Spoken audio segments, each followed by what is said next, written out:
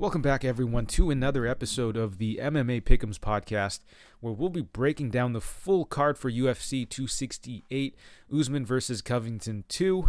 We have two title fights once again, and we have another pretty stacked card here.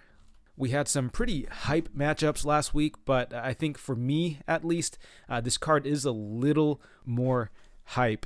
I'm not super huge on rematches, but these are two of the rematches that I'm really actually itching to see. Very interested to see how that plays out. And then, of course, we have Gaethje, the return of Gaethje against Chandler, just two of the most exciting fighters right now in the division. And then, Frankie, Edgar, Marlon, Vera. We're really curious to see where Edgar is at this stage in his career. Shane Burgos, Billy Quarantillo, just two fantastic high-paced fighters. And then a ton of exciting fights on the undercard as well. It does fall off a little bit at the beginning, but, by and large, just a ton of very exciting fights. Betting-wise, it could get a little dicey. We have some, pretty unreliable fighters on the card, but, there are a few spots that I like. And while we're on this topic here, I'd like to transition into the recap for the previous event, like always. So I actually missed a few of the first fights on the card. I thought the card started at 10:30 Pacific Standard Time, so completely botched that there. And the sad thing was I could have caught the card because I was actually awake, but, I was doing my morning ritual, working out, shower, eating. And by the time I had sat down and checked my socials, I'd realized I'd missed like the first 5 fights of the card. Anyways, let's get into it. Tagir Ulanbekov, Allan Nascimento. So, yeah, I missed this fight, but from what I have seen, it does look like it was a pretty hairy sort of fight. Ulanbekov, I think, got a ton of control time, but wasn't able to do much with it. So it ended up being a pretty greasy split decision there. But, like I said before, and this was a narrative that I felt like wasn't talked about as much. A lot of these Russian fighters in Abu Dhabi, I felt like we're going to get a pretty favorable decision if it was going to be a close fight. And by all accounts, I don't think this was like a robbery or anything. It was a close fight that could have been scored the other way had it been somewhere else. Maybe some other judges would have favored the activity of Nascimento a little bit more. But, this being in Russia, Ulanbekov being one of Khabib's boys, and him going to a control-heavy game plan, the decision went to him. Obviously, the value side probably would have been Nascimento, but, given the situation, I thought that Ulanbekov would have gotten the decision had it been a close fight. And from what it looks like, it was a close fight, so not much more to say there. Cashed the first leg of my parlay.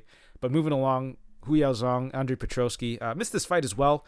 But, this was basically just a fade on Petroski's cardio. But as it turns out, Zhang probably not the guy to do it with. Going forward, I'm probably still going to continue to fade Petroski. I think his cardio is pretty bad. And eventually, he will run into someone who will really make him pay for it.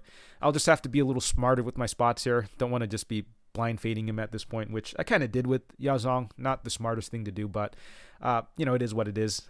Only lost about, I think, 0.7 units. I had half a unit on Zhang to win overall, and then I put 0.2 units on him to win in round 2, should Petroski have faded hard.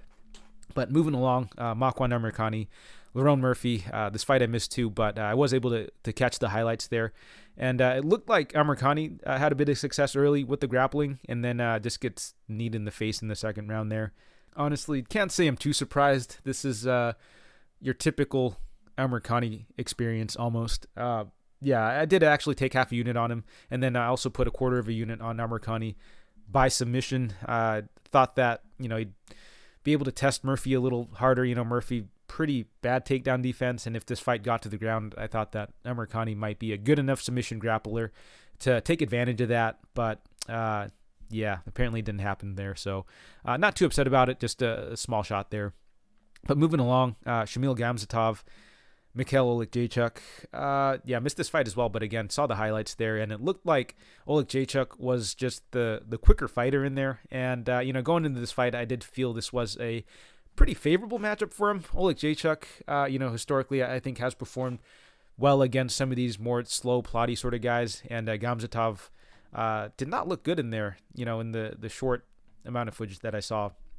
But moving along, Elizeu Zaleski dos Santos, Benoit Saint-Denis. I did have Zaleski in a parlay as well. I just thought that, way too big of a step up in competition for Saint-Denis. And, outside of him finding the sub, I just don't think that he would have been able to do much against dos Santos here. So from what I have heard, it looks like This was a pretty lopsided fight. Probably should have been stopped a number of times. And supposedly it was bad reffing in that fight. And really unfortunate to hear about that. But it looked like Zaleski was able to roll in that fight. But moving along, Albert Duraev versus Roman Kopylov. And this was the first fight that I was actually able to catch. But yeah, I mean, I felt that the wrestling of Duraev would have kicked in here. And, that definitely was a big factor in this fight. The chin of Duraev, definitely a little suspect at this point. Don't know if I'll be betting him big going forward against anyone who's, got a decent amount of power. Because I do think that Duraev, while he is a good wrestler, a good grappler, it does look like he's got some chin issues in there. And, he did pretty well, all things considered, though. Got dropped by Kopylov early, but was able to go to the grappling in that second round, dominate that second round, and then the third round, kind of run away with it with how gassed Kopylov was. So Duraev rounding out the second leg of the parlay with Ulanbekov. So cash there. Very happy about that. But moving along, Ricardo Ramos, Zubaira Tukugov. And, a little surprised with how well Tukugov was on the feet there. Looked like he was kind of landing at will on Ramos. Thought he'd go to the wrestling a little bit more, but I guess from the looks of it, he was very comfortable with where the fight was on the feet and didn't really need to go to the wrestling. It was a 29-28 decision. I guess the judges gave that first round to Ramos when he landed that spinning elbow, even though I felt like Tukugov probably could have won that first round, arguably, because I think prior to that spinning elbow landing, I thought Tukugov was doing a bit more damage. Like, he was landing a lot more on Ramos, and really Ramos only had that spinning elbow. But at the end of the day, Tukugov did win the second and third round, so not too upset about that bet. I think that one cashed relatively easily there. Moving along, Amanda Ribas versus Verna Jandiroba. So yeah, this was my biggest bet on the night in terms of like just the money line play. Had 5 units on Ribas, ended up cashing on her. That first round was definitely dicey. Jandiroba going to her grappling and wrestling a little bit. I thought that should Jandiroba win, it would be via just wrestle fuck, lay on top of Ribas and just control her there. And it looked like Jandiroba gassed a bit, which was a little surprising to me at the time of the fight, but in hindsight it does kind of make sense. Like, Jandiroba has, I don't think, ever had just a 3-round, just grappling dominance sort of fight. Like, a lot of her fights actually finished in the first round or early in the second round. And then in her fights that do go to decision, she's not out there like just going to a grappling heavy, game plan. And, she's actually super fucking jacked for a woman's straw weight. So, her starting to slow down, I guess isn't all that surprising in hindsight. And so she wasn't able to just wrestle fuck Ribas for 3 rounds. Looked like she was pretty spent after the first round, honestly. And on the feet, I did give a pretty sizable advantage to Ribas, and Ribas, I think, was able to do work. That second and third round, put on a pretty solid pace, actually. She had pretty good cardio, but, I think Ribas actually did get dropped in that first round, which, man, that's super concerning because, getting dropped by Jandiroba, not a good look. And going forward against just better strikers in there, I think she's going to be in a bit of trouble. So, fortunately, I cashed there, but, do have to be a little cautious playing Ribas going forward. And that'll take us to our next fight and the main card, actually. Magomed Ankalaev, Volkan Oezdemir. Pre-fight, I thought Oezdemir was the value side. Did not end up pulling the trigger on him because I did feel that should this fight have been close, which I thought it would have been, Ankalaev would get the decision. But as it turns out, it wasn't close really at all. I mean, Ankalaev, I think, was just a step ahead of Oezdemir in there. And, the initial read was Oezdemir, a little more proven. He's hung in there with some top-level guys. But as it appears, Oezdemir is, I think, a bit of a coaster in there. He's not someone who will, completely blow you out of the water, at least at the higher level. But he is someone who will kind of hang in there. And I thought him hanging in there against guys like Rakic and Reyes, kind of proved that he might be, elite or something, or at least, he belongs in the top 5. But as we've seen, it looks like he's just going to kind of coast in there if he starts to lose, which is kind of what he showed in this fight. So, Oezdemir, I don't think he's a terrible fighter or anything, but, I guess against like these top 5, top 10 guys, he'll probably just, he'll look like he belongs in there, but I don't think he's going to be winning too many more of those fights. But moving forward, Li Jingliang, Khamzat Chimaev. Not a fight I had any action on. One I did say I was just going to, sit back and watch. And, Chimaev looking like a beast in there, just going in there, picking Lee up and just slamming him, slicing through his guard like butter, and eventually finding the submission. So, I don't know if we've really learned too much here, aside from the fact that the guy is still very much an absolute monster in there. Would like to see him get extended, man. Like, just him getting all these first-round finishes, I think, is very exciting to see, but, it doesn't really answer too many questions in regards to his cardio and how he's going to look a little further down the stretch, because, he will eventually run into someone who is going to be able to defend some of these takedowns, defend some of these submission attempts, and, we'll have to see how he looks then. But, against Li Jingliang, I'm not completely surprised. The guy doesn't have that good of defensive grappling. Like I said before, Li, has struggled with, takedowns and the grappling and stuff. So not super surprised that Khamzat was able to just pound him out there. The concern really was more so on if Khamzat would be able to sustain that pace and how he'd look coming off of, a long COVID layoff. And, didn't look like he missed a beat there, but would still like to see him extended a little bit. But moving along, Alexander Volkov, Marcin Tybura. Volkov actually rounded off a parlay that I had with Ismagulov, which, that fight fell off. So I ended up putting Volkov in another parlay with Elizu Zaleski dos Santos. I just thought that this would be a pretty favorable matchup for Volkov, especially post weigh-ins. He had a pretty sizable size advantage over Tybura. He towered over him, and so I felt that if that was the case, Tybura is going to really struggle taking down Volkov, who has shown really good takedown defense, has shown good get-ups as well. On the feet, I expected Volkov to just be able to piece up Tybura. Took I think a half unit shot and then a 0.2 unit shot on Volkov by knockout, and also Volkov by round 2 knockout. Thought that Volkov would, start to pick it up a bit as the fight went on, start getting into a rhythm, and then start sitting down on his punches later in the fight, in the second round, and then be able to put Tybura out. A little concerning that he did start to slow down in that second round. I personally thought that Tybura won that second round, but, it was still pretty close. But again, pretty concerning that Volkov slowed down there. I'm going to chalk it up to him, maybe gassing himself out a little bit when he was on top of Tybura near the end of the second round. Volkov probably hasn't been in that sort of situation for too much. So, him being on top may have overexerted himself a little bit and needed that second round to, recollect himself, rest up a little bit, and then go back to the striking in the third round and take over there. So that actually cashed pretty easily, just a little concerning that second round. And moving along to the next fight, Islam Makhachev. Dan Hooker did not end up having any action on this fight. I just thought the lines were a little juiced, but Makhachev just completely ran through Hooker here. And, it's kind of interesting to see the contrast between Makhachev and Chimaev. Both guys pretty much ran through their opponents, but I felt that Makhachev was definitely a little more surgical in there, a lot more control-oriented in passing, the guard of Hooker, and then eventually finding the sub, whereas with Chimaev, it looked like Chimaev was still kind of brute-forcing it a little bit, which a little concerning for Chimaev, but it has been working so far for him, so I'm not going to knock him too much. But, just a nice little contrast between him and Makhachev and in their approach towards, the ground game. But yeah, moving along, Peter Yan, Corey Sandhagen. So yeah, I ended up taking a unit shot on Sandhagen. I thought it'd be pretty close, Sandhagen being a volume striker could give Yan a bit of trouble on the feet. But as it turns out, the power difference between the two, I think, was the big difference maker.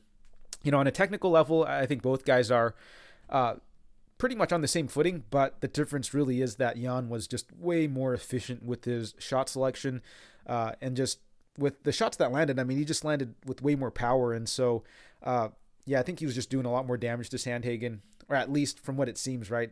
Either that or Yan just has the best poker face in the division, because it didn't look like too many of the shots that Sandhagen was landing was affecting Yan too much. And, I think that might be a bit of an issue with Sandhagen. It definitely looked like he was slowing down in there. The guy was just, I'd say, had too much inefficient movement. But, the feinting and the footwork, I think, definitely helped him a little bit. But I think overall, Yan just didn't respect the power, or didn't have to respect the power of Sandhagen too much. Far too many of Sandhagen's punches were just more like kind of pitter-patter. I felt if Sandhagen maybe lowered the volume a little bit and sat down on some of his other shots, he'd have a little more success, but that's not really Sandhagen's style, and that wasn't what I thought he'd do coming into this fight anyway. So Gian winning, I'd say a pretty competitive decision there, but clearly the winning side. So not too much to say there, outside of the fact that I feel the division's kind of fucked in the sense that outside of Sandhagen, I just don't know who else is going to be able to compete with Gian at the moment. So the future looking pretty bright for Gian here, and really excited to see the rematch between him and Aljo, honestly. But moving along, Jan Blachowicz, Glover Teixeira. So a fight I didn't really have any exposure on, but yeah, I guess I kind of underestimated the striking of Teixeira, but I guess I also kind of overestimated the striking of Blachowicz a little bit as well. I kind of expected Blachowicz to really just be able to pick Teixeira apart, but I guess the wrestling and the grappling of Teixeira kind of opened up the striking a little bit. Blachowicz might have been a little tentative, might not have been on top of his game in terms of the striking when he had to really think about the takedowns also. And, historically, Blachowicz has struggled a bit off of his back with the defensive grappling, and Teixeira was able to capitalize. But, yeah, I mean, very happy for the guy, finally getting the belt there this late in his career. Definitely a feel-good story, but not sure how long he's going to hold the belt. He's got a very tough matchup in Jerry coming up next. So, very interesting matchup, but that's another discussion for another day. But that'll do it for the recap for this card. Very happy with the bets this card. Ended up coming away with a bit over 11 units. So by far the biggest winning night of the year for me. Looking to keep it rolling here with this card. So without further ado, let's get right into the breakdowns. And kicking off the card, we have CJ Vergara versus Ode Osbourne. And Osbourne's the minus 170 favorite. Comeback on Vergara is plus 145. And we'll start with Vergara first. So the guy's making his UFC debut. Not too much footage that I was able to find on him, but from what I have seen, it does look like he's a bit more of a striker. He's got some very nasty kicks to the body and leg. Does seem to have some pretty heavy hands as well. As far as defensive grappling, I've seen him stuck on his back a little bit. Haven't seen too much from him offensively, but that was tape that was from a little while ago, so he may have improved since then, but who knows. And overall, it does look like he's a pretty explosive striker in there. Does seem to pack a bit of punch and potentially does have a pretty decent finishing upside.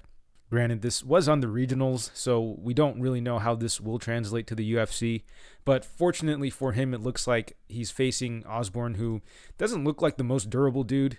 Osbourne is coming off of a KO loss against Cape where he ate a knee to the face, and then I believe he was hurt in the Kelleher fight as well. I think Kelleher was able to crack him and then eventually find the guillotine as well. So, the chin of Osbourne definitely a little suspect here. But as far as what Osbourne brings to the table, I think he's a pretty similar fighter in the sense that he's a good striker. He's very sharp in there, very explosive as well. So Osbourne is someone who does have a bit of finishing upside with him as well. And, it does look like Osbourne's got a decent submission game, but, I'm leaning more towards the fact that he's probably going to get up against some pretty low-level guys, and he is able to find the finish or the submission against them, not so much that he's a high-level submission grappler or anything.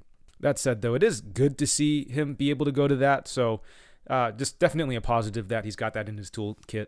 But taking a look at this matchup, this should be a pretty fun one. We have two pretty explosive guys, two guys who have a ton of finishes on their record. It's hard to really pick a side just because I haven't really seen much from Vergara. He's been somewhat active, but I just haven't been able to find tape on his most recent fights. So for that reason, I kind of do have to just default towards Osbourne. I do think that Osbourne's maybe a little quicker in there, a little sharper, and maybe just a little more explosive, on top of the fact that Osbourne, he is somewhat battle-tested in the UFC. He's gotten, 3 UFC fights already. Granted, all those fights did end in the first round. The guy still has not gone past the first round yet. But still, he's been in there with some pretty tough guys. Brian Kelleher, solid vet. And then, he finishes Jerome Rivera early, which, Rivera's super chinny. So we haven't really learned much from him there. We do still know that Osbourne's got power. And then he gets knocked out by Cape, right? But up until that point, he was actually pretty competitive with Cape, and I do kind of rate Cape striking rather highly. I think Cape's a legit striker. So, Osbourne being able to hang with him until he eats that knee, I think is a good look. So I do have to favor the striking of Osbourne in this spot a little bit more. Vergara, on the other hand, still a bit unproven, but, the guy does look dangerous, so he could definitely come in here and just starch Osbourne.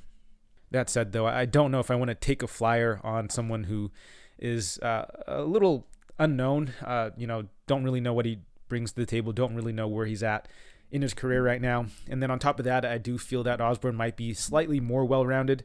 I have seen him go to the grappling a little bit. Haven't really seen that from Vergara as much. So for all those reasons, I do have to slightly lean towards Osbourne, but this is a pretty high variance fight in my opinion. I don't know if I'll bet like any of the money lines. If anything, maybe just look for the unders. This could be a very action-packed fight, and Osbourne being potentially a little chinny could, come into play here. So I'll go with Osbourne here, but as far as like any bets go, I might just take the under, or fight doesn't go the distance, or fight ends in knockout or something. But I do think this is going to be a pretty violent fight. But as far as a pure pick goes, I'll go with Osbourne, and I'll take him to win by round 1 knockout. And in the next fight, we have Phil Hawes versus Chris Curtis, and Hawes is the minus 330 favorite. Come back on Curtis is plus 255. And I guess we'll start with the underdog and Curtis first. I believe this is actually his second stint in the UFC. He fought on the Contender Series a little while ago, fought in the UFC, and then went over to PFL. But he's making his return to the UFC. The guy is primarily a boxer. He's got, I'd say, pretty good hands in there. Stays very calm and composed. Really good, shot selection and such. He digs to the body well. He's got good combination striking. Just overall, I'd say a pretty solid offensive striker. Does seem to have some power and some finishing upside. It does look like he struggles a bit with the defensive grappling. In both of his fights against Magomed Karimov, he gets pretty much, just taken down, dominated, got his back taken, and wasn't really able to do much, on the ground there. That said, though, it's a pretty limited sample size, considering it's against the same guy twice, and, that guy's a pretty solid grappler. But that said, though, his defensive grappling just doesn't look that encouraging there. So that's going to be a bit of an issue here, especially since he'll be going up against Phil Hawes, who is a pretty explosive wrestler. And Hawes, he's got good wrestling. I don't know about his top control, though. He's had a lot of success there lately. So, I'm leaning on him maybe being able to take Curtis down and have a bit of success there. But again, with Hawes, I'm just not completely sold on his cardio yet. I've mentioned it in previous podcasts. He looked good against Daukaus, but I'd like to see at least one more performance from him where, he's being pushed a little more, his opponent's putting up a little more resistance before I want to just jump to the conclusion that, his cardio is all of a sudden fixed. So I'm definitely still a little bit wary of that going into this fight. And, I'm not about to pay minus 300 to find out either. So I would like to just see how he does in this fight as well. But on the feet, Hawes, I think, is a pretty good boxer as well. Not the most technical or anything, but he does have some power. He will, look to close the distance, winging those bombs in there. And Curtis, he has been knocked out before, so he's got to be careful of the power from Hawes.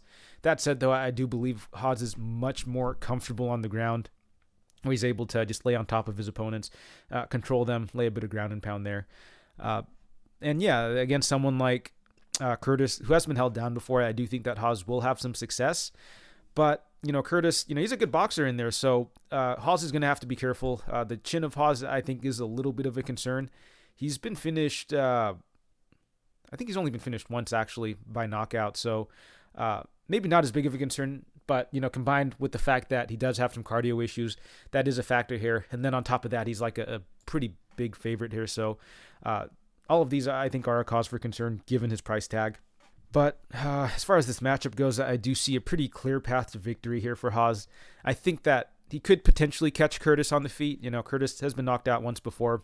So this is something that Hawes could do. And then if that doesn't work out, he could definitely look to just stall the fight out, either against the cage or on the ground. Hawes, despite the cardio concerns, he has been able to just gut out these fights. And as fatigued as he looked, he was able to take Imavov down and, really press him up against the cage. So I am going to side with Hawes here. He has, I think, a little finishing upside, and then I do think that he could potentially ground out a fight if he isn't able to get Curtis out of there. That said, though, I'm not completely counting Curtis out of this fight. We've only really seen him controlled once by one guy. His takedown defense and his ground game may have improved since then. And if he is able to keep the fight standing, I do think he's the better boxer in there. I do think he's much more comfortable on the feet, and I do think he's the more technical striker in there. So whereas I think Hawes can maybe just land a bomb on Curtis, I think that in prolonged striking exchanges, if Curtis is able to keep the fight standing, he should be able to touch up Hawes. But, Hawes honestly is pretty reliable to get the grappling going. The real question is how long he's able to sustain it, and if Curtis is able to provide enough resistance in terms of like takedown defense and just defensive grappling to really make Hawes work and eventually find his way back up to the feet. But overall, I'm going to lean Hawes here. I don't know if I want to bet him just yet. Minus 350 is, I think, a little steep for someone like Hawes, who I think might still have some cardio concerns. But I'll still pick him to win this. I'll pick him to win via decision. I think he gets it done with the grappling here. So I'll take Hawes to win via decision. And in the next fight, we have Aleksa Camur versus Gian Allan, and Camur's the slight favorite at minus 123. Comeback on Allan is plus 103. And this is a pretty interesting prospect fight. We'll get to see which guy gets the boot here. Both guys have had a pretty disappointing UFC run so far. We'll take a look at Camur first. So, he's makes it to the UFC coming off of a win on the Dana White's Contender Series with a flying knee. And then, he gets matched up with Ledet. Soundly outstrikes him. And, Ledet, not very high level, but, Camur being like 5-0 at the time, super young. I guess, he showed a little bit of potential, but then he proceeds to, I think, get grapple fucked by William Knight, which, not a great look. And then loses to Nick Negumereanu in a pretty back-and-forth fight. Arguably could have won that, but, fighting close to Negumereanu's, I think, a pretty bad look as well. So he's kind of dropped the ball against two very low-level guys already and has not looked particularly good so far. So, it's definitely looking to bounce back here. But as far as what he brings to the table, he's, I guess, a moderately well-rounded guy, just pretty low level everywhere. He does look to primarily be a striker. He's got some pretty decent kicks. He is someone who will move forward, but, I don't think his footwork's particularly great. He's a little plotty in there. His striking, a little unpolished, but, he does seem to have a bit of power and is someone who can mix it up there. And generally, he has shown to be pretty tough. That said, though, it does look like he does slow down. He is someone who I think kind of starts to gas a bit about halfway through the fight. He fights through it pretty well, but you do see the fatigue really start to set in. His punching gets a little sloppy in there. He will start to resort to a bit of like clinch work and like wall install, as he starts to slow down. But again, he's fought through it pretty well, albeit against pretty low-level guys. And with Gian Allan, I'd say, pretty similar situation. He's a guy who does look like he has, pretty decent striking. I think his footwork's a little bit better. He might be a little sharper on the feet. And, he has shown a bit of wrestling and grappling that he can go to as well. But Allan is someone who will slow down as well as the fight progresses. I'd say usually around like the 1.5 round mark as well. So, both guys kind of mirror each other in that regards. I do have to say, though, Camur, I feel like has shown a bit more improvement in the octagon, whereas with Allan, the guys just look kind of just worse after each fight. And, it's kind of weird to say, but the guy kind of looks washed, and he's only 28, which I don't know how that's possible. So, I don't know what the hell's going on with him, but he's just not looked that good. Whereas with Camur, he hasn't looked good, but at least I feel like he's shown a bit of improvement from fight to fight. And on top of that, I feel that Camur might be the slightly better athlete. I'm not 100% sure on that, but, I know for sure he does have the better physique in there. And I know that's not everything in MMA, but, coming into this fight, I do think he might be slightly more physical. So for that reason, I'm going to pick Camur. So, yeah, not a fight I want to be betting on. Honestly, two guys pretty low level, and this could devolve into a pretty like sloppy sort of fight as well, especially as it gets into the later rounds. Both guys start to slow down. This could be a bit of a slobber knocker, which I'm kind of hoping it is, but there's also a decent chance this just becomes a very sloppy, like clinchy sort of fight. So yeah, I'd say 50-50 chance that this is a bit of a war. Could be very back and forth, but it could also devolve into just an absolute clinch fest. But as far as a pick goes, I guess I will side with Camur here. I think he's got a bit more of upside, and coming off of 2 losses, I think he's probably going to show maybe a little more urgency. I think his back's up against the wall here. John Allan, he is, I think, 0-1-1 in his last 2, so maybe the pressure isn't quite as on. So I think that might be a factor, but I don't really recommend laying the juice on Camur because the guy's, I think, pretty unreliable, and if this is going to be a pretty sloppy fight, I don't really know if I want to lay the juice on him. But at the same time, plus 103 on someone like Allan, I don't think is tremendous value either. So I think this is another pass fight for me. I hate to keep passing on these fights, but this is pretty low level and could be pretty sloppy. So the pick is Camur, but I think I will pass as far as like betting wise. And moving along, we have Gian Villante versus Chris Barnett. Villante is going to be the slight favorite at -117. Barnett the slight dog at -103.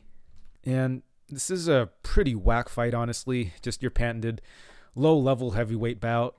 Not going to spend too much time on here. Both guys, I think, are pretty similarly matched. Both are pretty one-dimensional strikers, in my opinion. I guess you could maybe give the edge to Barnett. He'll throw some spinning attacks in there. We'll throw some, flashy moves in there, whereas with Villante, you're more or less just getting pretty meat and potato striking, pretty low volume. So, yeah, I think both guys, kind of match up evenly in that regards. We'll probably see some pretty even exchanges on the feet. Neither guys have shown much grappling. I guess Barnett, he has, picked up and slammed guys on the regionals before, but I just don't think he'll be doing this to Villante here. Villante, not a great fighter, but he is still decent, I guess, in terms of, compared to a regional level fighter. And Villante has shown decent takedown defense throughout his career, so I don't know if Barnett's going to be slamming Villante anytime soon. On top of that, Villante is a pretty heavy set dude at this point. And on the feet, I guess maybe I'll favor the power of Barnett a little bit more here. The guy, will kind of just wing bombs in there. But Villante, he's got a decent power as well. He likes to throw those hooks in there. But on the feet, I do think that it'll probably play out pretty evenly. We'll see some pretty back and forth moments in this fight. I think maybe halfway through the fight, we'll start to see both guys start to slow down. And, this could get pretty sloppy as the fight progresses. So not a fight I really want to get invested in, honestly. I think this fight could really go either way. If you had to press me for a side, I might just have to take the Barnett side. Just not really thrilled with Villante at this point in his career. Since coming back, the guy's put on a ton of weight. Hasn't really shown any inclination to lose weight, get in shape. After getting choked out by Maurice Green of all people, man, that's a terrible look here. And he's potentially fighting for his job. And so it'll be interesting to see, how he comes into this fight, if he's lost any weight at all. But, I'm not going to be banking on it happening. So I got to side with Barnett here, I guess. I think that Barnett might have a slight advantage in the sense that he's fought at heavyweight a little longer, even though Villante probably has the bigger frame than Barnett. Let me look at it real quick. And in fact, Villante's actually a little bit taller and does have the reach advantage over Barnett. Whereas, Barnett, he's definitely the more heavy set dude. He's been fighting at heavyweight a little longer, so I guess he's a little more accustomed there, even though Villante is technically the bigger guy. But yeah, just seeing how Villante's looked in his last couple of fights, it's really hard for me to pick him here. And, he definitely can have a bounce back fight here, back against the wall, big step down in competition. Job on the line. We could see him come out a little more aggressive. Maybe he's working a little extra harder at this camp. So, this is definitely a winnable fight for him. But, based off of what I've seen, I just cannot pick Villante in this spot. So I'm just going to have to side with Barnett by default. I guess maybe he'll catch Villante with the bomb or something. But, I would not recommend getting too invested in this spot. Both guys are honestly just meme level fighters at this point. So, yeah, in my opinion, this is a stay away fight. But as far as a pick, I'm just going to side with Barnett via spinning heel kick round 1. And in the next fight, we have Garry versus Jordan Williams. And Gary's the -350 favorite. Come back on Williams is +275. So we'll start with the favorite in Garry, the guy making his UFC debut. Garry, he's a good striker, kind of tall for the division. He's got a good jab. He's pretty accurate from what I've seen. He's got a good kicking game, good low kicks, and a very sneaky head kick, one that he, I think really looks for against certain opponents. And outside of the striking, it does look like Garry can grapple a little bit as well. Not a submission ace or anything, but it definitely looks like his jiu-jitsu is serviceable, and we have seen him attack the wrestling a little bit against certain opponents. Overall, he's looked pretty solid, but I do have to say he's fought relatively low level of competition. A bunch of nobodies really over at Cage Warriors. His best win is probably over Jack Grant, his most recent opponent, and this is really just based off of the records. And Jack Grant is someone who I think has historically just been a 155er, and so Garry was kind of able to just bully him a bit with the wrestling. But really, I can't hate on him too much. He's winning those fights, and he's shown a pretty well-rounded game. But he'll be going up against Jordan Williams, who is primarily a striker, someone who does have a bit of grappling as well, but is generally someone who will look to keep the fight standing. And coming off of the Contender Series fight, I thought that Williams might have been a decent prospect because, he goes in there, he destroys Tim Karen, and then ends up going to war with Ramazan Kuramagedov. I think I might have said that incorrectly, but, that was a really good fight. He showed really good heart and toughness in that fight. And, that was pretty competitive as well. And then he goes out there and knocks out Gregory Rodriguez, who's actually going on to do things in the UFC. So, he's actually, I'd say, given a pretty good account of himself. But then, since then has kind of fallen flat a little bit in the UFC. He loses to Imavov in a, pretty competitive fight early. But, it looks like Williams started to gas in that fight. And then he loses to Gall, of course, which, not a great look in my opinion. And he does get submitted by Gall. Gall does have good submissions, but I think what was a little worrying about that fight was that Gall kind of cracked him early and hurt Williams. I had expected Williams to be the better striker going into that fight, but Gall was able to hurt him on the feet and then eventually find the submission. So I think this trend that Williams is on is a little worrying, and I think it might be his cut down to 170. And, I could be wrong about it, but the guy is diabetic and historically has fought at 185. And maybe cutting down to 170, it's kind of diminished him a little bit more than he's used to. So I think that, cutting down to 170, again, this could be bad for him. But, it's hard to say until, we've seen the fight play out, obviously. And Williams will be going up against another pretty tough prospect in Garry. Garry, again, has shown a pretty well-rounded game. I do think that Garry's striking is a little tighter, a little crisper than Williams. Williams is someone who will move forward and throw volume, but, he does get a little reckless in there, and he is a bit hittable. Both guys look like they could, wrestle and grapple a little bit, so I don't know who really has the advantage there. I guess overall, I might just slightly lean Garry just because, he's going to be the slightly bigger guy in there. He does look a little tighter in there on the feet. So yeah, I'm definitely leaning him, but I do feel the line is pretty off. Like, are we really thinking that Garry's this good of a prospect, or are we just fading Williams here at these odds? And at plus 275, I do feel is a little disrespectful towards Williams. I know he's on a 2-fight lose streak, but he's fought all of his fights very competitively. And, if he doesn't get caught by Gall early in that fight, I think that fight does actually play out quite differently. So I don't see how or why Williams is this big of a dog.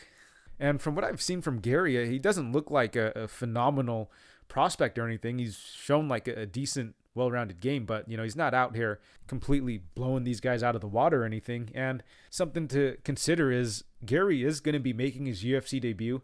This will also be his first time fighting in the United States. He's primarily fought out of, Cage Warriors. So overall, I just don't think he should be this big of a favorite. I do slightly lean him a little bit, maybe at like minus 130, minus 140 or so, but I don't think he should be like a minus 300 favorite over Williams.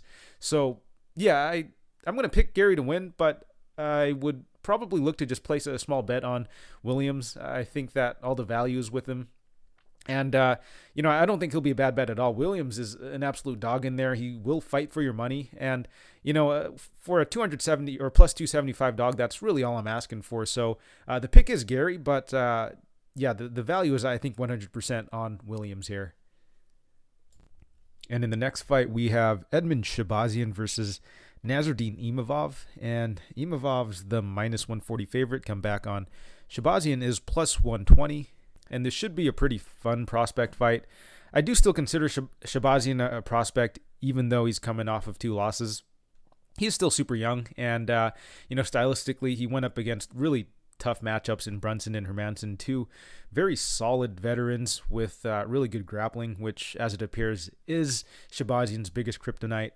But prior to that, the guy was definitely riding a ton of hype, at least until his defensive grappling got completely exposed, and on top of that, his horrendous cardio didn't really help anything either.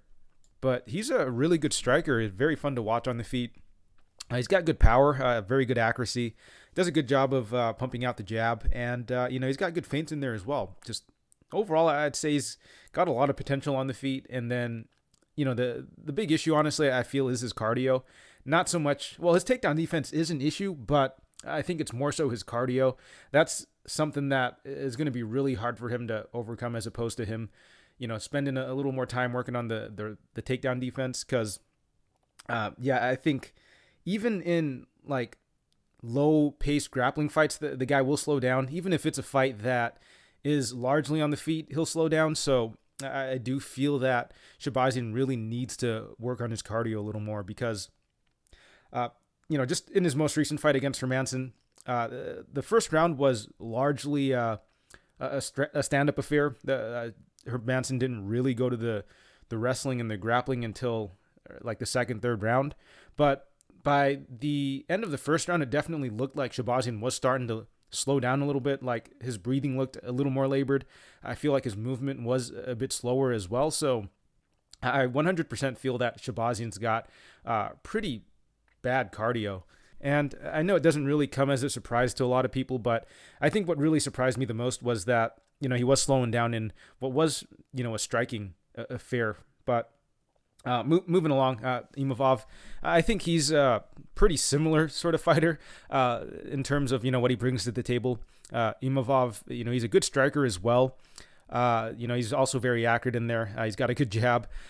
He's got good power as well. But, he is someone who I think does slow down a bit as well. It definitely isn't as bad as Shahbazyan, but I do think that he will start to slow down. And on top of that, I do feel Imavov's defensive grappling is kind of bad as well, but I do feel he's shown a little better takedown defense. Although I do have to say, Imavov hasn't fought nearly the level of grappler that Shahbazyan has. But yeah, overall, I do feel both guys are pretty similar in terms of, their build and what they really bring to the table here. So I definitely think the odds are about right for this fight. I think it should be a pretty close stand-up affair. But if I had to pick a side here, I think I am going to slightly lean towards Imavov just because I do think that Imavov's actually got slightly better cardio than Shahbazyan. And should this fight get extended, I do expect Imavov to, maintain his volume a little better than Shahbazyan. But, I can completely see the argument for the other side here. Shahbazyan being a highly touted prospect prior to his Brunson fight. This could be a potential bounce back spot for him. And then combine that with the fact that he is going to be an underdog in this fight. The value might be on Shahbazyan because I do think that even though I slightly favor Imavov, this is kind of a 50-50 fight, honestly. But I just slightly lean him because I think that his cardio is a little bit better. So yeah, I'm going to go with Imavov here, but I do think that the value side might be Shahbazyan. Don't know if I'll bet it personally just because I think that plus 120, you're not getting a massive edge on it or anything. So I might just look to avoid this fight, really see where both guys are at. And, both guys are still really young, so there are going to be plenty of opportunities to pick your spots with them. But as far as a pick goes for this fight, I'm just going to go with Imavov here. And I'll have him getting it done via decision. And in the next fight, we have Iaquinta versus Bobby Green. And Green is the minus 160 favorite. Comeback on Iaquinta is plus 140.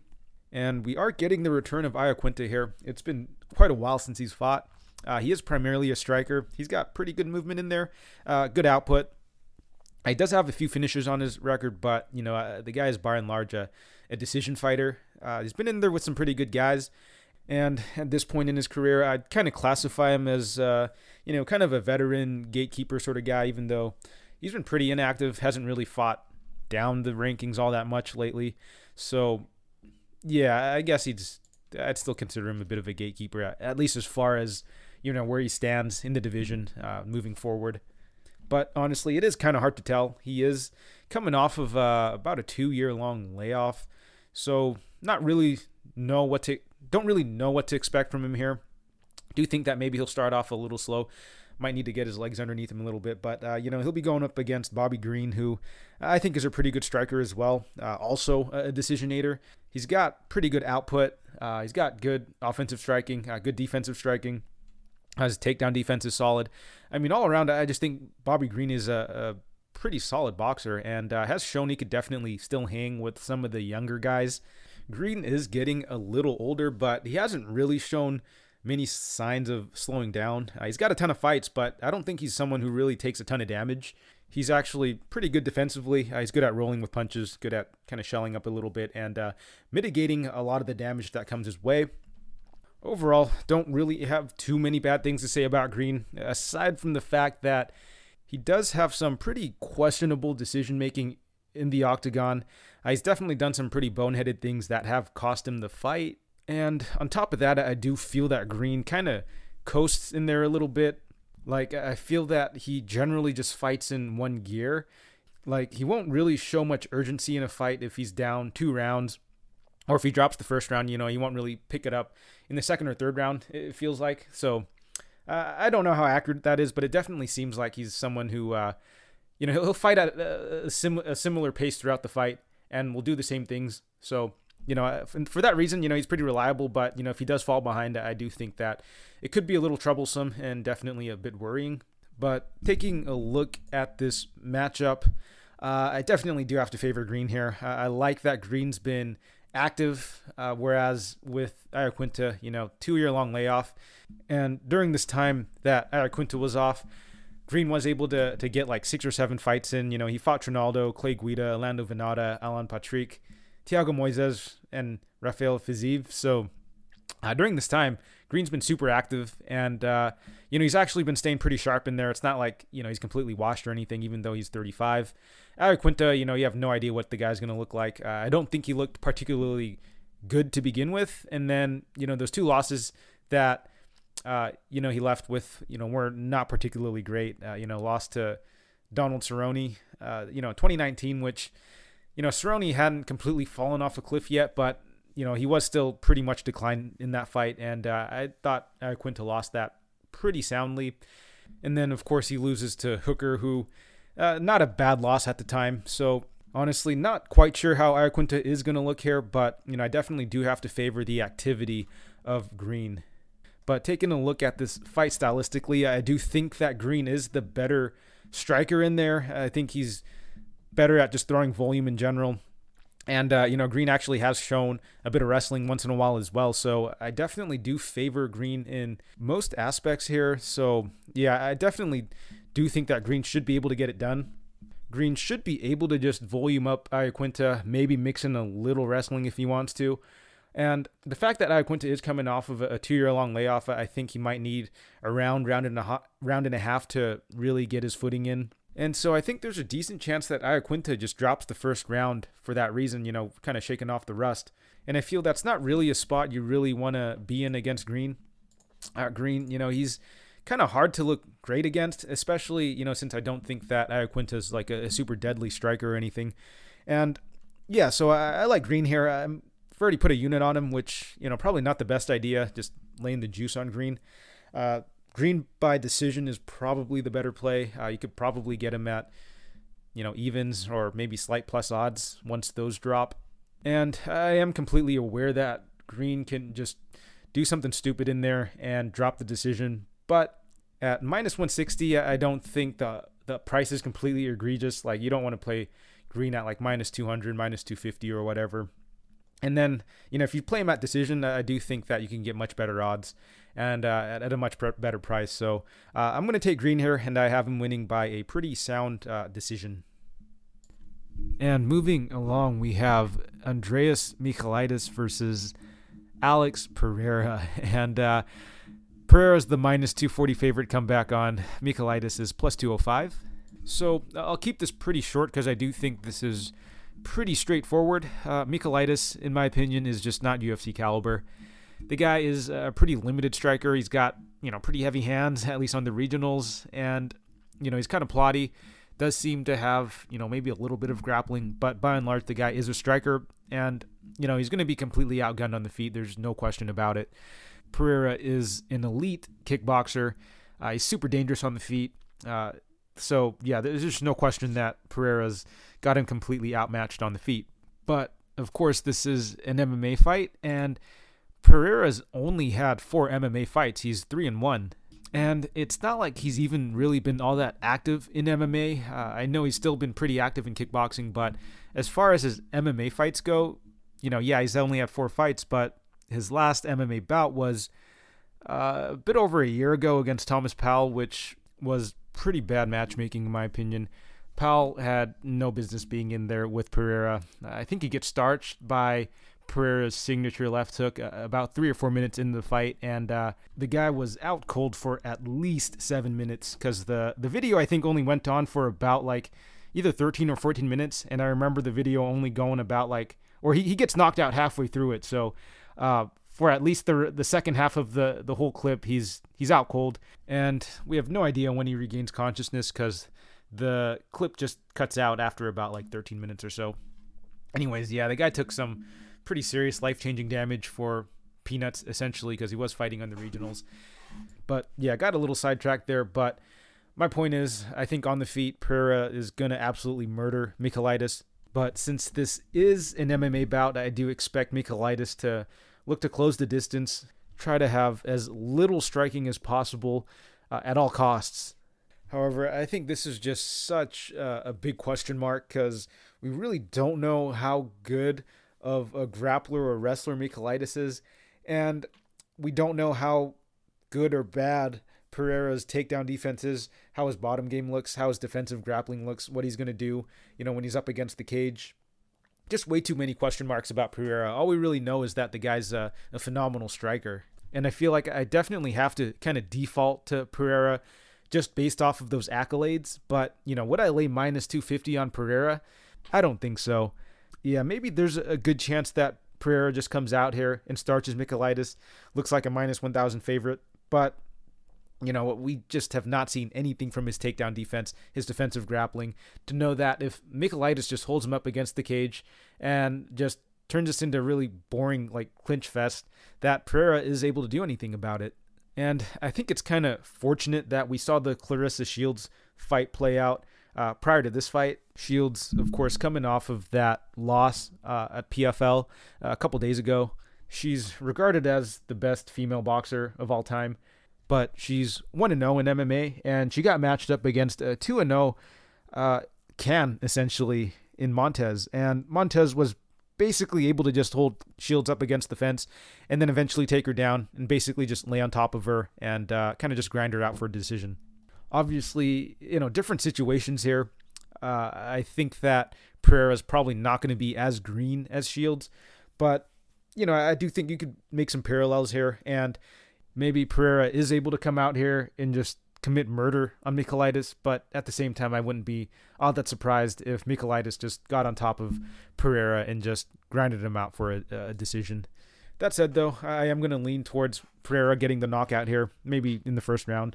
And maybe I'm overreacting a little bit based off of that Shields fight, because I do think that Pereira is much more dangerous on the feet than Shields. But at the end of the day, I just don't know if I want to lay the chalk on Pereira, 4 fights into his UFC career. So give me Pereira, though. I'll take him to win by knockout. And moving right along, we have Marlon Vera versus Frankie Edgar. And Vera's the minus 160 favorite. Comeback on Edgar is plus 140.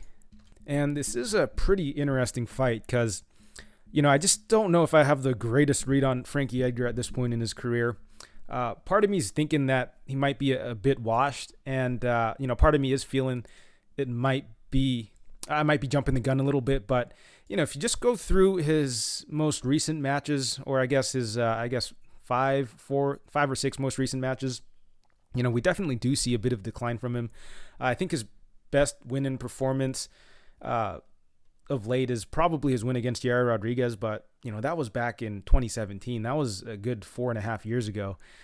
And the guy's 40 right now, so, that all of this is, I think, a bit concerning for him. But, after that Yair fight, he gets knocked out by Brian Ortega, which, you can kind of make an excuse for that. Brian Ortega, surging up-and-coming guy. And Ortega does have kind of sneaky power, but historically the guy's not really a knockout threat. And, him finishing Edgar, I think, was a little concerning there. But, we move on. Cub Swanson, he gets the win there, but, this is against another older fighter in Cub Swanson, not as old as Edgar, but, Edgar is an elite level athlete. And Swanson, while he is a solid vet at the time, just not quite on the level of Edgar. So Edgar was able to get the win there. And then in his next fight, he loses to Holloway. It was somewhat competitive, but, Holloway, I thought, won pretty clearly there. Ended up, eating quite a few shots from him. And then moving along, he gets matched up against the Korean Zombie, gets finished in the first round in a pretty lopsided fight. And that's the second time that Edgar gets knocked out. And so I think we're starting to see his durability decline at this point. And then he gets matched up with Pedro Munoz, a fight that he arguably could have lost, right? But, he did go up against Munoz, who is, I think, one of the slower bantamweights in the division. Not to mention Munoz is a little on the older side as well. So, yeah, it was in a pretty competitive fight there. And then, obviously, he's coming off of a very nasty knockout against Sandhagen, where I think this was probably the most brutal knockout he's had to date. And that'll make his third knockout in his last, I think, 4 losses. So, the durability concerns for Edgar is definitely a very big concern in this fight. Historically, he's been a super durable guy, but at 40 years old, with as many fights as he's had, I do think that it's catching up with him a bit. That said, though, Edgar is still, I think, a very solid fighter. I mean, his skills are definitely still there. He's a good boxer. He's got good movement. He's got good volume. And then, of course, he can mix in the wrestling as well. The guy's got very good wrestling. He's also, got good cardio as well. So it's, a pace that he could definitely maintain for 3 rounds at least. And then, he's fought in a number of 5-rounders. So we know that he could definitely go the distance. But, of course, the big concern is going to be the age and the durability. And, he's coming off of a really nasty knockout. And, he's coming up on about 8-9 months now. So not the most amount of time to recover. And him being a bit older, I think, is all just a little too concerning for me. And he'll be going up against Marlon Vera, who historically has been able to beat these older fighters.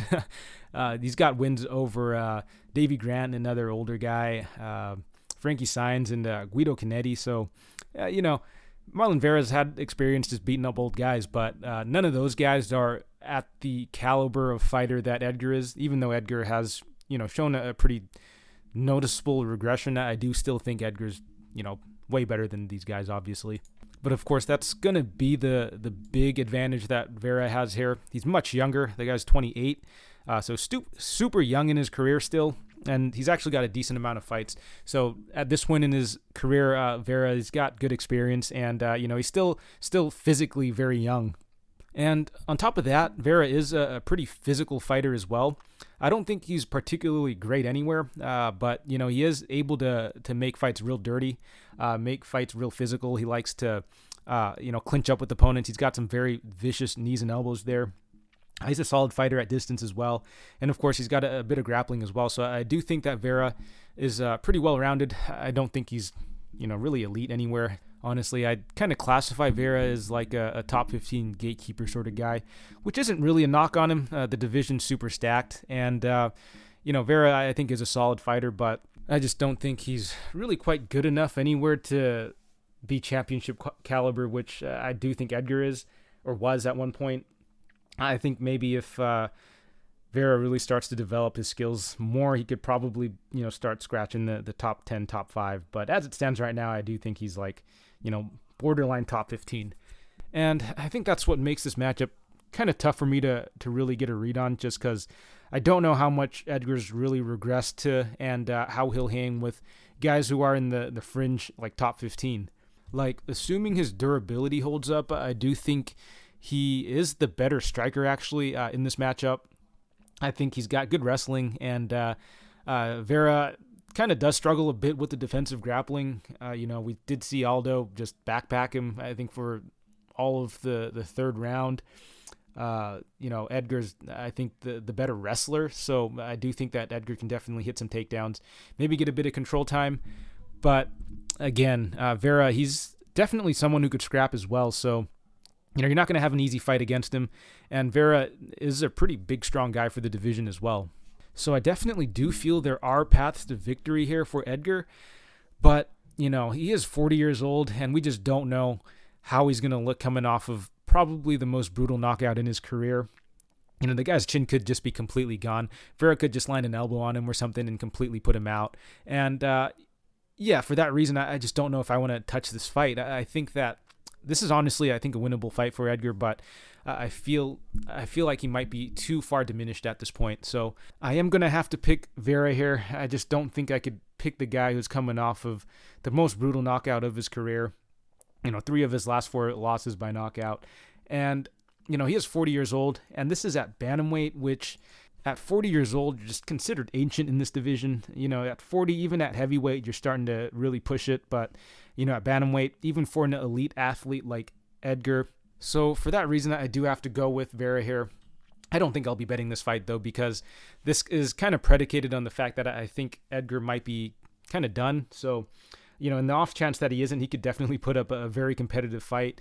So I feel the odds, I guess, are about right, because I do have to favor Vera here, on the basis of him just being a good, well-rounded fighter who's, very scrappy, very durable in there. But if he isn't able to get the finish, this could be a very close fight, in which case there might be a little value on Edgar here, but again, the guy could just get knocked out here early. So the pick for me is going to be Vera, and I think he maybe gets it done by round 2 knockout. Vera does start kind of slow, so he might take that first round to kind of get going a bit. So yeah, I'll go with Vera by round 2 knockout.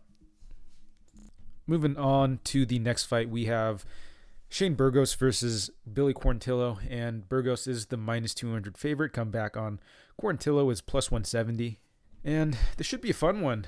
Very interesting matchup. Both guys, phenomenal cardio, great pressure fighters. Both have a different pressuring sort of style that they like to bring to the table here. Burgos, he's much more of a boxer. He likes to back opponents down.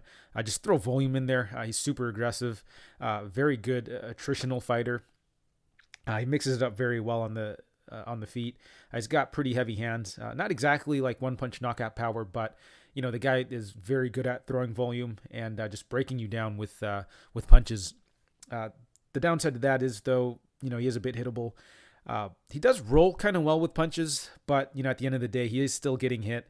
And, that just doesn't really look good as far as, the judging obviously is taking damage. And then, of course, he is taking damage, right? Even though he is doing a good job of rolling with it, it is still damage at the end of the day. As far as his defensive grappling goes, he has actually shown pretty good takedown defense. But, you do have to consider he hasn't really fought a high-level wrestler or grappler. He's kind of been lucky, just fighting. Well, not lucky, but, he's been fortunate fighting just a lot of strikers in general. I guess the only grapplers or wrestlers you could kind of lump in there are maybe Charles Rosa and Makwan Amirkhani. And, that Amirkhani fight was pretty interesting. Amirkhani was able to take Burgos down early, did get a bit of control time. But Burgos, I think, actually showed a pretty good job defending the submissions, eventually working his way up to the feet. And, he was able to pour it on Amirkhani in that fight. But that was a fight where Amirkhani had just completely gassed in that first round, going to the grappling. It was actually pretty crazy. It looked like Amirkhani had pretty much gassed after the first 3.5 minutes and was basically just surviving for most of the second round and part of the third round before he got finished. But going back to Burgos era, I think it just kind of highlights how durable and resilient he is, and just how good his cardio is, because he can go 3 hard rounds and just put on a pretty crazy pace. He's coming off of just an absolute war against No, he's coming off of a loss to Barboza, but before that, he was coming off of a war against Edmen. And yeah, that fight against Barboza was a little weird. It was pretty back and forth. Was actually pretty even until Barboza ended up knocking him out in what was probably one of the weirdest knockouts of the year. I'm not even sure what Barboza really caught Burgos with, but it was super delayed and was honestly just kind of weird. But by and large, Burgos has shown pretty good durability, very good cardio, and very good output. So the guy, I think, is a very talented striker, very dangerous striker. Don't think I have too many bad things to say about him aside from the fact that he is a bit hittable, and it has kind of shown that he loses to, I guess, more technical strikers that are able to kind of match his volume a bit and is able to keep up with them on the feet. And he'll be going up against Billy Quarantillo, who is another cardio machine in there. And, he's another attritional fighter, I guess. And, unlike Barboza, though, Quarantillo, I think, is able to break his opponents down with his grappling. Although I do have to say Quarantillo is a very well-rounded fighter, actually. But I think usually his grappling pace and pressure that he puts on that is eventually able to kind of just break opponents down. He does a really good job of doing that. And, the biggest difference I see between the two is just that I think Burgos is just a far, far better striker, whereas Quarantillo, he is a bit more well-rounded. He's got decent striking, he's got decent wrestling, and he's got decent jiu-jitsu as well. I don't think he's really all that great anywhere. I think that Quarantillo honestly is a bit slow. I think his striking is kind of loopy. It is effective, I guess, and it does look like he packs a bit of a punch, but it does look like some of his shots are a bit telegraphed. And I can kind of say the same about his wrestling as well. It looks like his wrestling entries, are a little telegraphed as well. And all in all, I just think that Quarantillo is, he's got good cardio, but I just don't think he's that great of an athlete. And so I feel like this is actually going to be a pretty tough matchup for Quarantillo here. Before going into the tape, I thought that Quarantillo might be the value side here.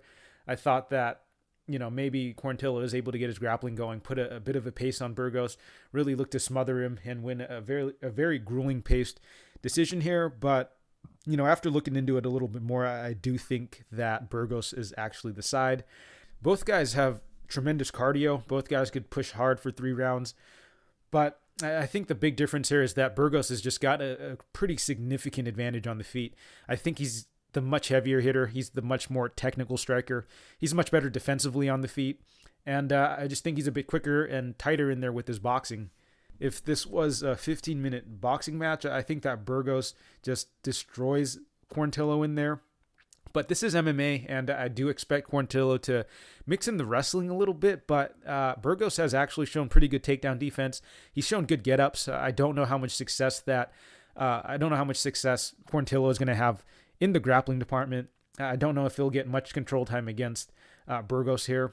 So I do believe that Burgos should be able to keep it standing long enough to do quite a bit of damage on Quarantillo. I do understand that Quarantillo's got a bit of wrestling to go to, and we can look at that Amirkhani fight and think that had Amirkhani not gassed, he probably could have had a bit more success in the grappling. Going into that second round, maybe could have banked 2 rounds, but Amirkhani, one, I believe, is a better wrestler, better grappler than Quarantillo, and so while Quarantillo can maintain a pace a little longer, I don't think he's quite that good in the grappling to really get that much control time to begin with.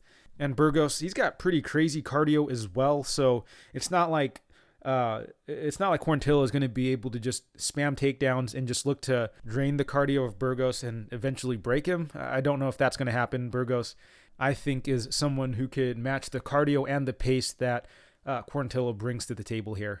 So yeah, I think Quarantillo might have finally run into someone that he isn't able to break in there with his cardio. So this is going to be, I think, a pretty tough fight for him.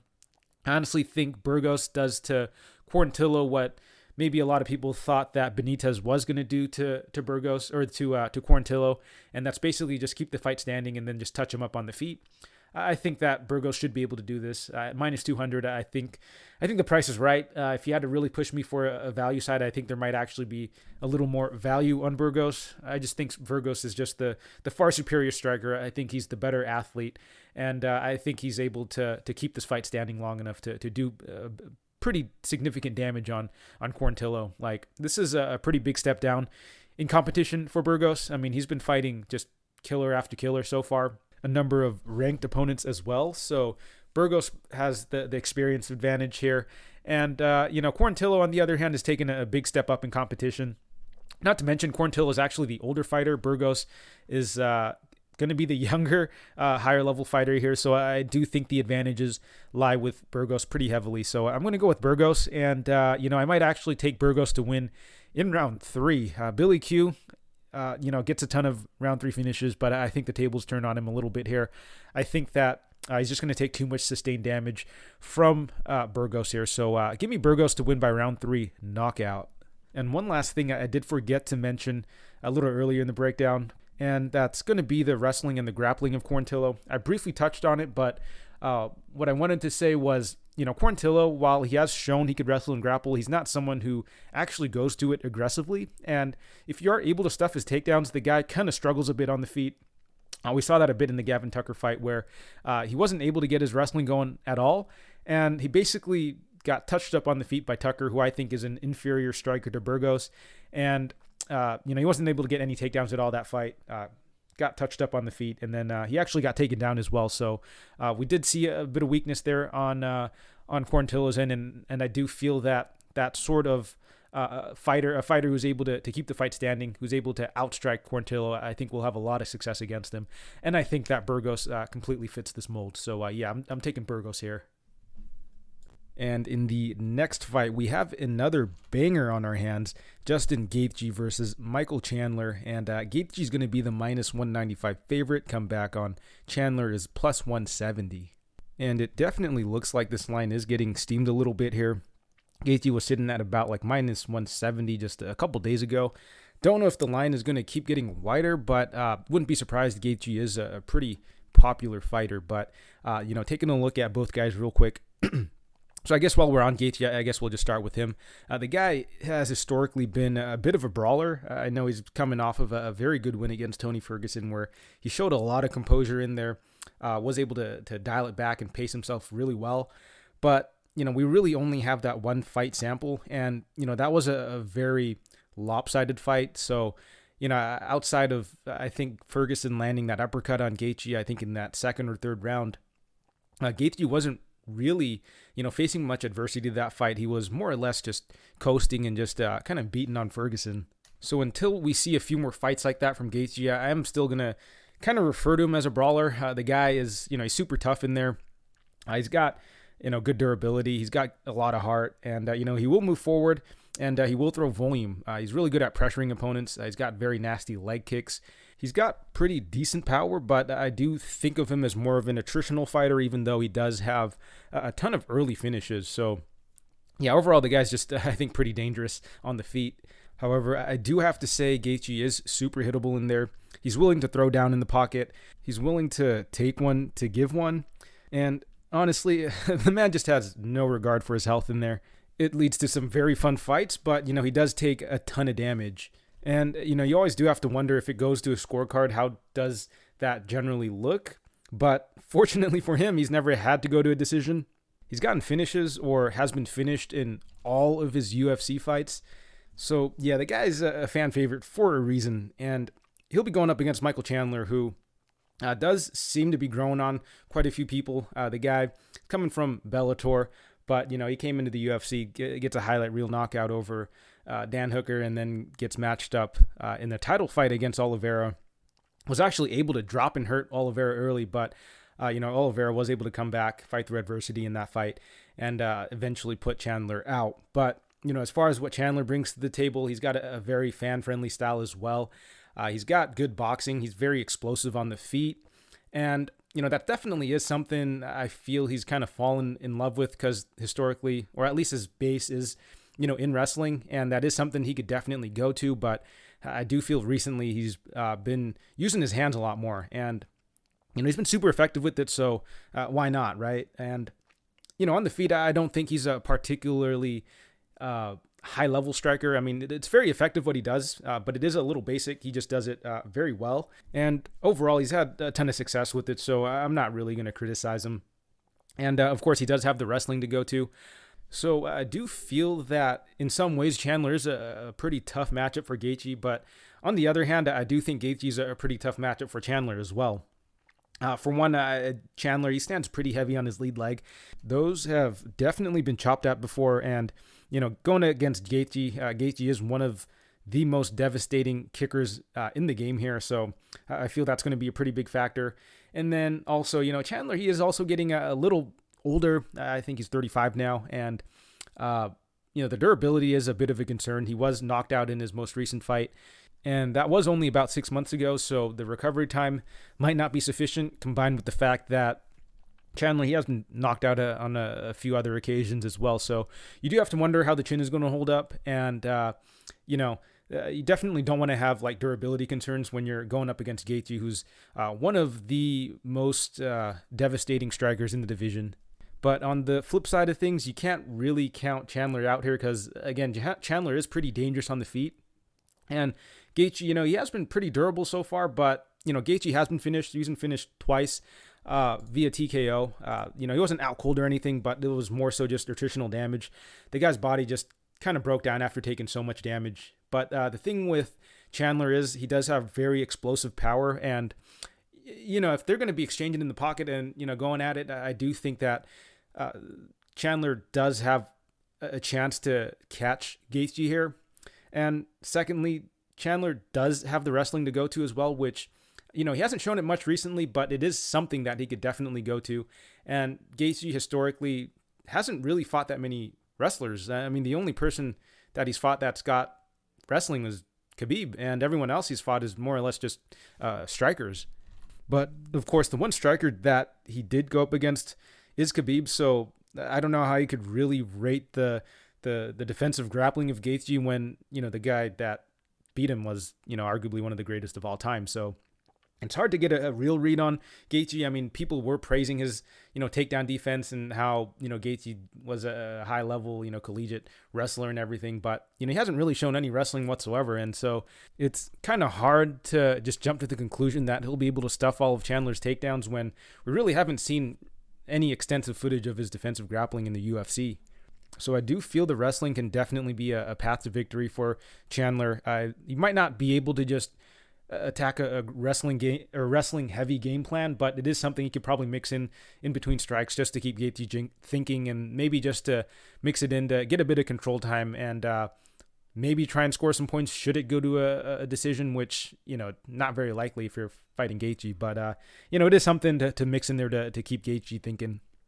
But taking a look at the matchup as a whole, I do definitely have to favor Gaethje here. The guy, I think, is a little more durable still at this point in his career.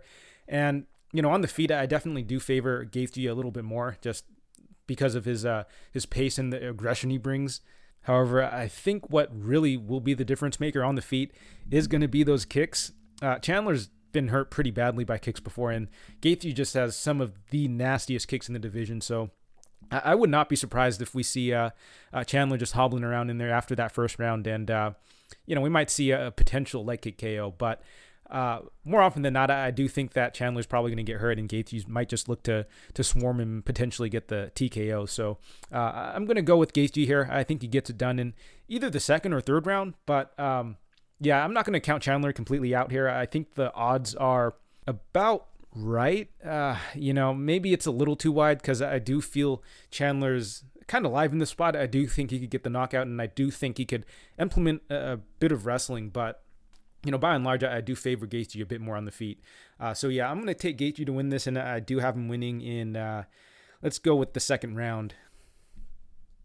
And in the co-main event, we have the rematch between Rose Namajunas and Zhang Weili.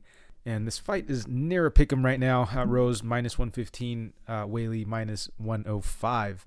And I am really looking forward to this rematch. All due respect to Esparza, but this is the fight to make. I know Weili got knocked out early in that last fight, But I do believe that most of the time these fighters go at it, I do think the fight gets extended. And I do believe if this goes the distance, it'll be a very competitive, very fun back and forth fight. And I am hoping we get that here because I do feel like we missed out on a potential banger of a fight. Granted, Rose getting a highlight reel KO is not too bad either. But I did want to see a little more from that. But going into this fight, let's take a look at both competitors real quick. Weili, we'll start with her first. She is going to be the challenger coming into this. I think she's a very well-rounded fighter. She's got good hands, good footwork, good counter-punching, good combination striking as well. I do think that her, Rose, and Joanna are, I think, hands down the three best strikers in the division. Weili is a bit hittable, and we kind of saw that obviously in her most recent fight, and then in her fight with Joanna as well. Although her fight with Joanna was very competitive, very back and forth, and going into that fight, it kind of classified Weili as more of like a brawler, kind of just plods forward and just does damage, but. She showed good technique that fight. Yeah, she got touched up, but she was also landing quite a bit on Joanna. So I just don't know how you could look at that fight and say that, she's not technical. So I do think that she is a very good striker. And then, of course, I do think that she's got a bit of grappling as well.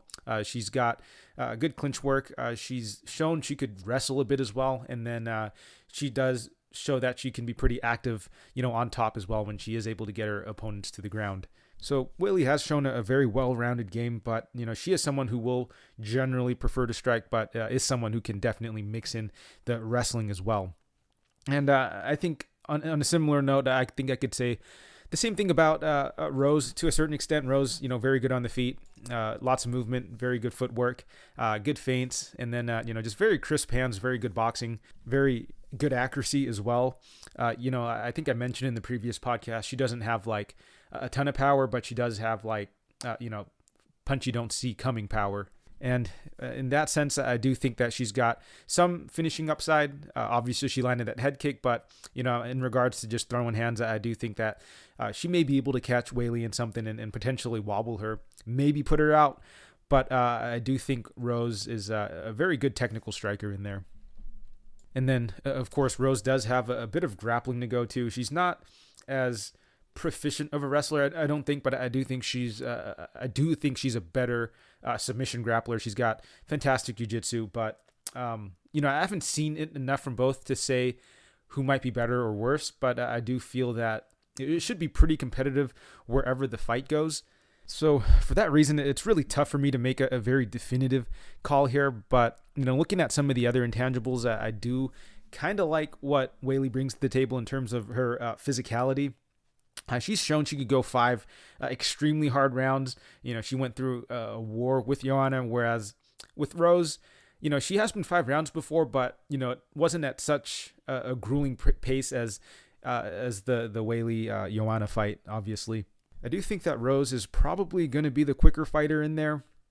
She might be able to land a little more, maybe be able to beat Weili to the punch, but that's kind of what I thought about Joanna as well, and Weili completely, proved me wrong there. She was extremely competitive and was able to land a ton of her own shots as well.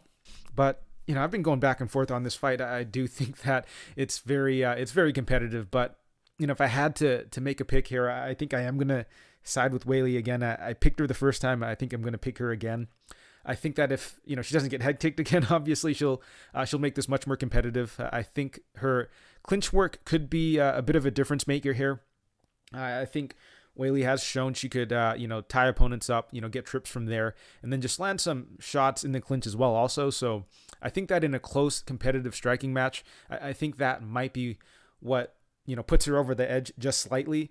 Overall, I think I just favor the physicality of Weili a little bit more.